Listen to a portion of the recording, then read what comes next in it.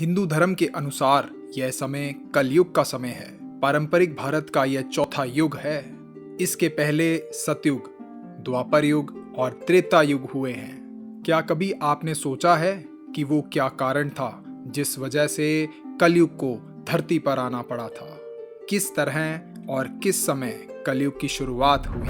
हम अक्सर कलयुग के खत्म होने की बात करते हैं, मगर आइए हम आपको आज बताते हैं कि किस तरह कलयुग की शुरुआत हुई थी। बहुत से लोगों का मानना है कि उस समय यह कलयुग खत्म होगा जब पूरी सृष्टि विनाश की ओर अग्रसर होगी।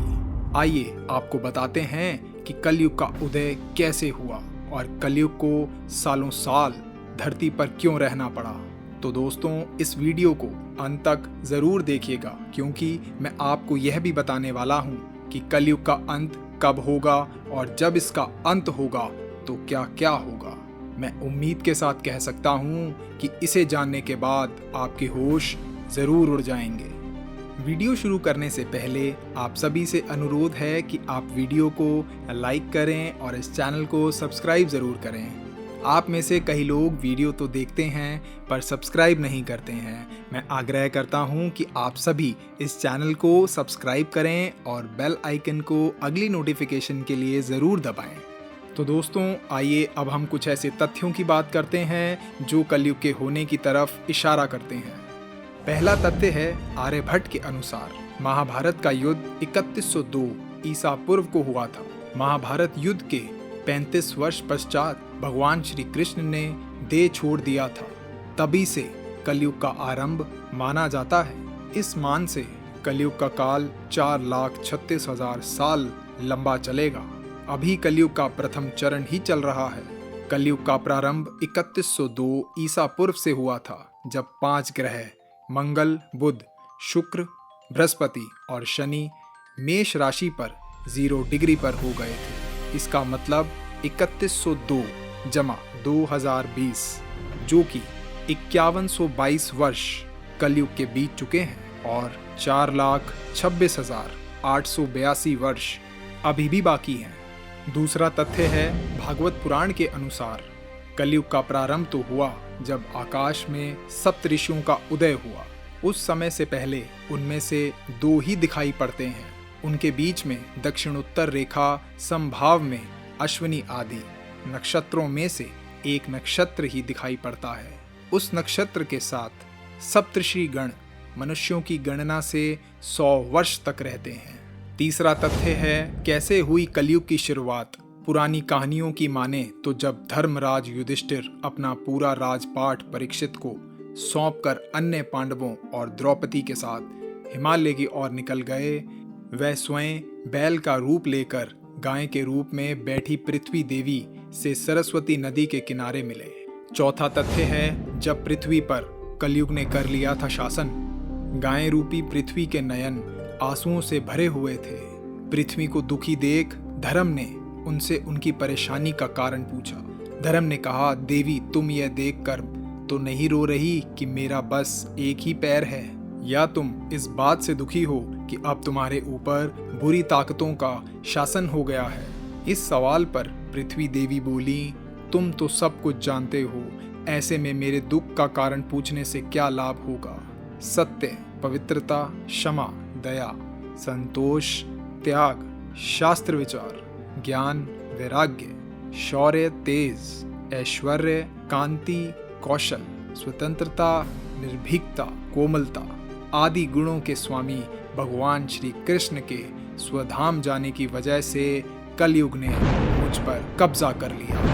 पांचवा तथ्य है, राजा परीक्षित ने कलयुग को दिया था श्राप। धर्म और पृथ्वी आपस में बात कर ही रहे थे कि इतने में असुर रूपी कलयुग वहां आ गया। बैल और गाय रूपी धर्म और पृथ्वी को मारने लगा। इतने में राजा परीक्षित वहां से गुजर रहे थे। जब उन्होंने यह सब देखा तो कलयुग पर बहुत क्रोधित हुए। राजा परीक्षित ने बैल के स्वरूप में धर्म और गाय के स्वरूप में पृथ्वी देवी को पहचान लिया था।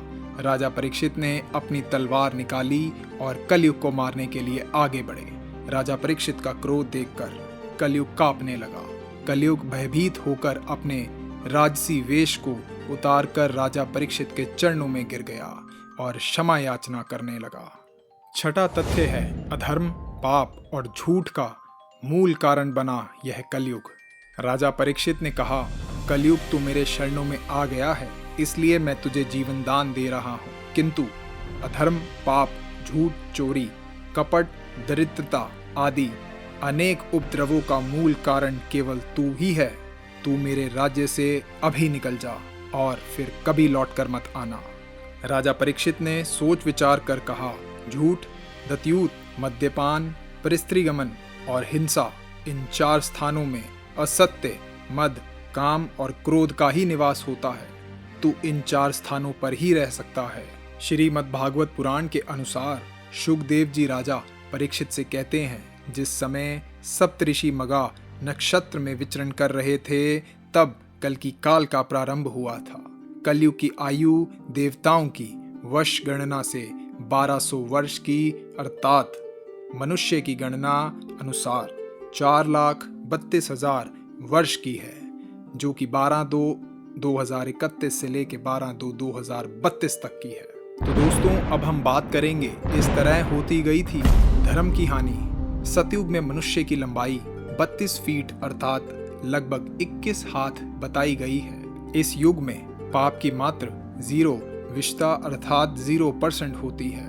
पुण्य की मात्रा 20 विश्वा अर्थात 100% होती है। त्रेता युग में मनुष्य की लंबाई 21 फीट अर्थात लगभग 14 हाथ बताई गई है। इस युग में पाप की मात्रा 5 विश्वा अर्थात 25% होती है और पुण्य की मात्रा 15 विश्व अर्थात 75% होती है। द्वापर युग में मनुष्य की लंबाई 11 फीट अर्थात लगभग 7 हाथ बताई गई है।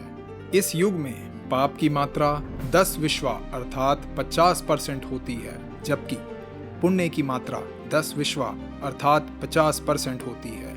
कलयुग में मनुष्य की लंबाई 5 फीट 5 इंच अर्थात लगभग 3.5 हाथ बताई गई है। इस युग में धर्म का सिर्फ 1/4 अंश ही रह जाता है। इस युग में पाप की मात्रा 15 विश्वा अर्थात 75% होती है, जबकि पुण्य की मात्रा 5 विश्वा अर्थात 25% होती है। तो दोस्तों, इन सभी तथ्यों को समेटते हुए हम बात करेंगे कि कलयुग कर देगा सभी धर्मों का नाश। संभोग जिंदगी की सबसे बड़ी जरूरत बन जाएगी।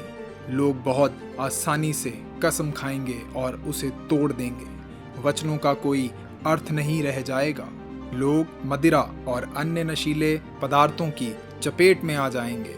गुरुओं का सम्मान करने की परंपरा समाप्त हो जाएगी। ब्राह्मण ज्ञानी नहीं रहेंगे। क्षत्रियों का साहस खो जाएगा और वैश्य अपने व्यवसाय में ईमानदार नहीं रह जाएंगे। पाप अपने चरम सीमा पर होगा। तो दोस्तों, आपको कलयुग के बारे में जानकर कैसा लगा?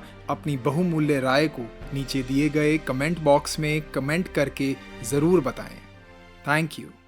तो दोस्तों, आशा करता हूँ कि ये वीडियो आपको पसंद आया होगा, तो इसे ज़्यादा से ज़्यादा शेयर करिए। अगर आप नए हैं इस चैनल पे तो सब्सक्राइब एंड लाइक करना बिल्कुल भी मत भूलिएगा दोस्तों।